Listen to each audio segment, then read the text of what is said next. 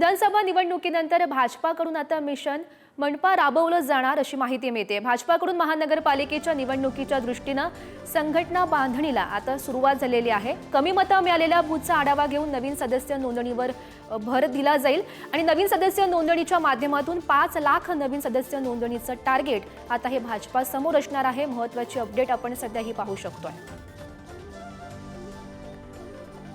आणि या संदर्भात अधिकची माहिती जाणून घेऊयात। आमचे प्रतिनिधी जितेंद्र शिंगाडे सध्या आपल्या सोबत आहेत। जितेंद्र, आपण पाहू शकतो विधानसभा निवडणुकीनंतर आता महानगरपालिका निवडणुकीच्या पार्श्वभूमीवर भाजपा ॲक्शन मोडवर आल्याचं पाहायला मिळतंय। नक्कीच गौरी, कारण ज्याप्रमाणे विधानसभा निवडणुकीमध्ये भाजपला जे घवघवीत यश मिळालेलं आहे, आता त्यानंतर सगळ्यांना वेध लागलेला आहे ते स्थानिक स्वराज्य संस्थांच्या निवडणुकीमध्ये, ज्यामध्ये महानगरपालिका, नगरपालिका, जिल्हा परिषदा अशा भरपूर राज्यातील ज्या निवडणुका आहेत त्या होणे बाकी आहे। याचा जो प्रलंबित प्रश्न आहे तो सुप्रीम कोर्टामध्ये प्रलंबित आहे। हे प्रकरण लवकरात लवकर निकाली निघून पुढच्या वर्षी लवकरात लवकर या निवडणुका घेण्याचं आता वेध जे आहे ते भाजपला लागल्याचं दिसून येते आणि त्या अनुषंगाने भाजपने आता तयारीही सुरू केलेली आहे।